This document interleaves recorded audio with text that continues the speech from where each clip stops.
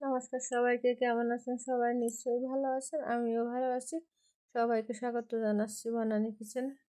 তো এই যে গাছ থেকে সজনে পেড়েছিলাম, আরও অনেকগুলো পেড়েছিলাম, কিছু বিক্রি করে দিয়েছি, আর ছোটো ছোটোগুলো আমি রেখেছি খাওয়ার জন্য। তা এই যে সজনেগুলো একদম কষি ছোটো, এখানে এই যে এরকম করে ধরলে কিন্তু ভেঙে যাচ্ছে না, একদম নরম। এই সজনেগুলো আমি আজকে ভর্তা করব, সেই জন্য ছোটো ছোটো সজনেগুলো আমি রেখেছি। আর এরকম সজনে ভর্তা করলে কিন্তু খুবই ভালো লাগে। তো আমি ছোটো সজনেগুলো আমি এখন সব বেছে নেব ভর্তা করার জন্য। একদম যেগুলো কচি কচি সেইগুলোই ভর্তা দেবো। তো এখন এগুলো আমি বেছে নিয়ে এইভাবে লম্বা লম্বা করে কেটে নিয়েছি।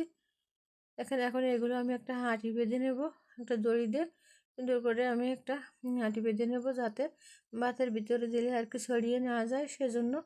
তো এই যে আমার কিন্তু আমি এভাবে দড়ি দিয়ে হাঁটি বেঁধে নিয়েছি। এখন আমি আগে থেকে কিন্তু ভাত বসিয়ে দিয়েছিলাম। তো আমি সেই ভাতের ভিতরে এই সজনের হাঁটিটা দিয়ে দেব। এখানে আমি কীভাবে বেঁধে নিয়েছি। আর এখন এই যে ভাতটা কিন্তু আমার একটু ফুটতে বাকি আছে, এখনও একটু জল জল আছে। এই যে অনেকটাই কিন্তু জল আছে। তো এখন আমি দিয়ে দেবো এই সজনেগুলো এই ভাতের ভিতরে দিয়ে ঢাকা দিয়ে দেবো। আর এই ভাতটা কিন্তু ফুটতে ফুটতে সজনেটাও কিন্তু সিদ্ধ হয়ে যাবে। তো আমি ঢাকা দিয়ে আমি কিন্তু ভাতটা ফোটা পর্যন্ত জাল করে নিয়েছিলাম। আর এখন এই যে সজনেটা কিন্তু ভাতের ভিতরে ঢুকে গেছে, ভাতটা বড় হয়ে। আর এখন এটা আমি ভাত থেকে বের করে নেব। যে ভাতের ভিতর থেকে আমি সজনেগুলো এখন এই যে উঠিয়ে নিয়েছি একটা পাত্রে।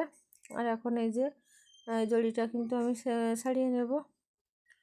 প্রথমে দড়িটা আগে এই যে বাঁধনটা ছাড়িয়ে নেবো। আর এই ভাতগুলো আমি আস্তে আস্তে একটু সবগুলো ঝাঁকিয়ে ঝাঁকিয়ে ভাতগুলো একটু আলাদা করে নেব, যাতে ভাতগুলো না থাকে সজনার গায়ে লেগে।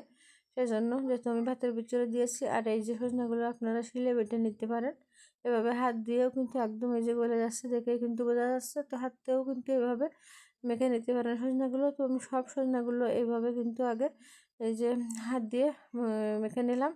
আর এখন আমি এই যে একটু লবণ দিলাম সজনাগুলো মাখবো সেজন্য। আর দিয়ে দিলাম এই যে পেঁয়াজ।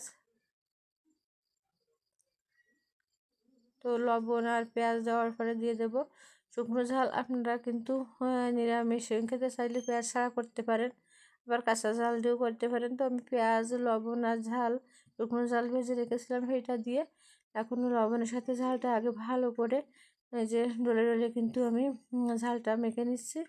আর ঝালটা আমার কিন্তু এখন মাখা হয়ে গেছে। এখন পেঁয়াজটাও আমি লবণ ঝালের সাথে ভালো করে এই যে কিছুক্ষণ কিন্তু ডলে ডলে মেখে নিলাম।